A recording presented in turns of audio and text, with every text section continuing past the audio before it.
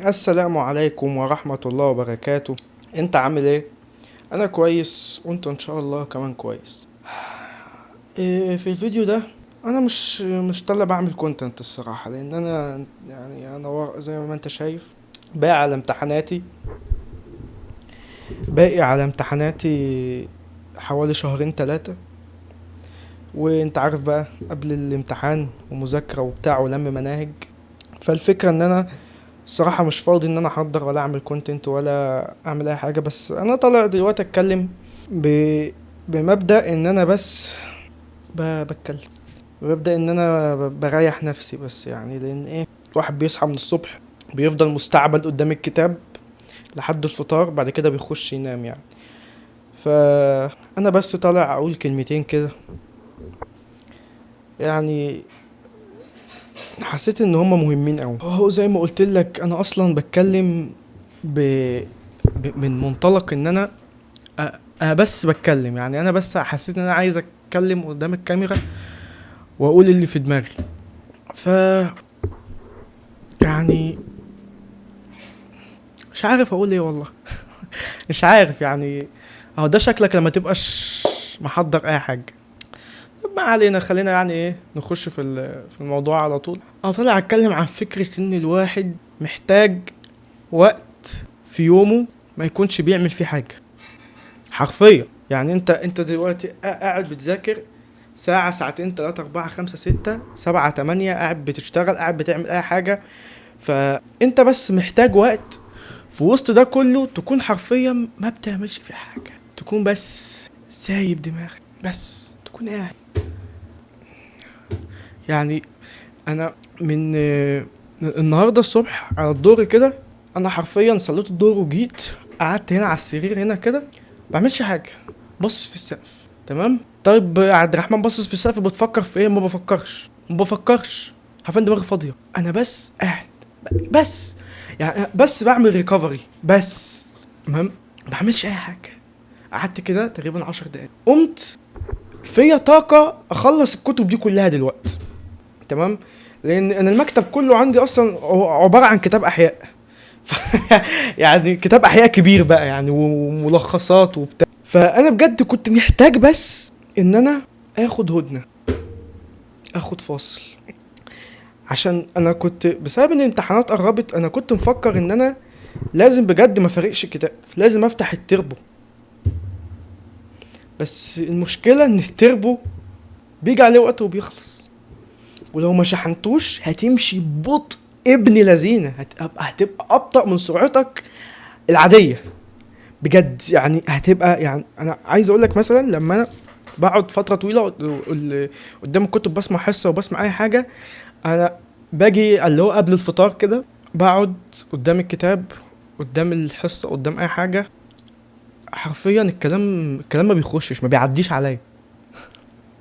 انت مستوعب؟ الكلام ما بيعديش عليا اصلا، انا حرفيا بسمع الكلام من هنا وبيطلع من الناحيه التانية ولا كاني سمعت اي حاجه. قاعد بكتب ومش فاهم اللي بكتبه، والله كذا مره تحصل معاك تكتشف ان انا كتبت سطرين ثلاثه ما كانش المفروض اكتبهم، بس انا كتبتهم عشان انا ايدي شغاله من غير دماغي، دماغي خلاص شط داون. فانا بس وكانت الحكايه دي بتضايقني جدا، بس انا بس كنت محتاج ان انا اخد 10 دقايق، 10 دقايق بس كفايه ان هي ترجعني احسن من الاول تاني. جاست 10 دقايق بس.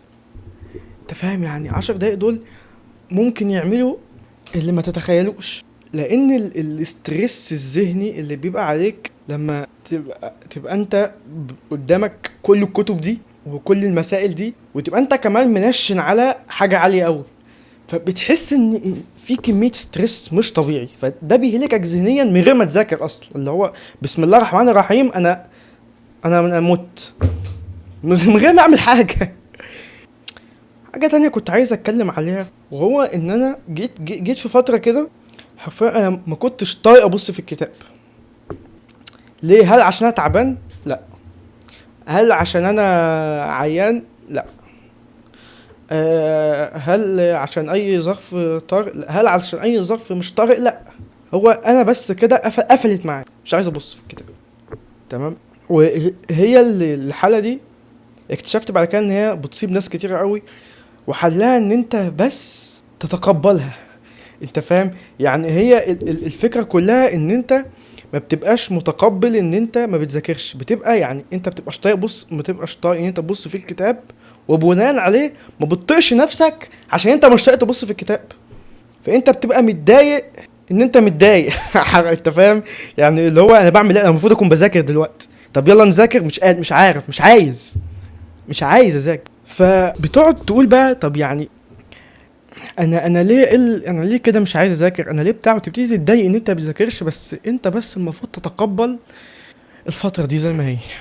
انت اه لاي شخص يعني في ثانوية عامة زيي، انت المفروض تتحلى بالانضباط في المقام الاول. لا، في المقام الاول العبادة، وفي المقام التاني الانضباط، ودي حاجة اساسية. لما تتحلى بالانضباط وتحس ان انت جيت في مرة ومش قادر ان انت تكمل او مش طايق اللي انت بتعمله، بس خليك بس فاهم ان دي مرحلة طبيعية، وان كل الناس بتعدي بالمرحلة دي، وكمل اللي انت بتعمله، ما تخليش دي توقف. حرفيا كمل حتى وانت متضايق. فاهم؟ اللي هو يعني اصلا من الانضباط، مصطلح الانضباط في حد ذاته هو ان انت تعمل الحاجة حتى وانت متضايق، حتى وانت مش عايزها، حتى وانت مش طايقها. طب ولو طايقها هتعملها برضو، ولو رحت فين هتعملها. ما هو ده الانضباط حضرتك، ان الظروف متغيرة بس الفعل واحد، انت كده تبقى منضبط. فكرة ان الواحد منضبط عشان استمر اسبوعين او عشان استمر شهر او عشان استمر شهرين، ده مش لازم بالضرورة يعني ان هو منضبط. ما ممكن يكون بيحب الحاجة دي، فهو كل مرة بيعملها بيبقى مقبل عليها، تمام. بس تعالى في يوم خليه مقريف، مكسل، مش عايز يعمل حاجة، ليه ما عملهاش؟ يبقى هو مش منضبط، يبقى انت كده مش منضبط. الانضباط هو ان انت تستمر على الاقل اسبوع واحد، بس ظروفك تكون متقلبة. اليوم الاولاني مش زي اليوم التاني، مش زي اليوم التالت، مش زي اليوم الرابع، بس انت استيل بتعمل نفس الحاجة. بدأت احط كلام انجليزي في وسط الكلام.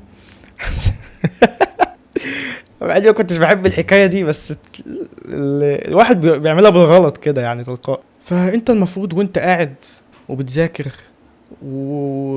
ومقريف ومش عارف انت بتعمله، كمل، بس كمل والله. يعني ايه؟ مفيش وقت تغاضى بس عن الحكايه دي. اصل كونك ان انت قعدت فتره طول في المرحله دي، فانت بتضيع وقت، لان هي كده كده فتره وكده كده هتعدي.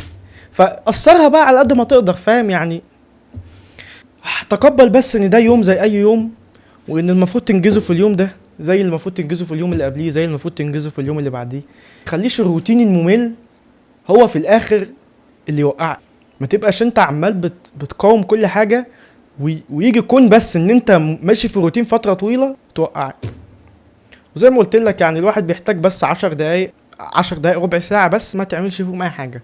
انت بس راقد، بتريح جسمك، بتريح دماغك، بتريح عينك، بتريح كل حاجه، بس ما بتعملش اي حاجه. وزي ما قلت لك انا مش محضر اي كلام ولا اي حاجه، انا بتكلم لاني بس عايز اتكلم. يعني انا حسيت كده ان انا آه يعني كون ان انت بتتكلم ومتأكد ان في على الاقل شخص واحد بيسمعك، حاجة كده فيها كمية حرية. عشان كده انا كل مرة بنبه في فيديوهاتي ان انت لو مش عاجبك الفيديو اطلع، لان انا يعني انا الكلام ده بوجهه للناس اللي عايزة تسمع الكلام ده.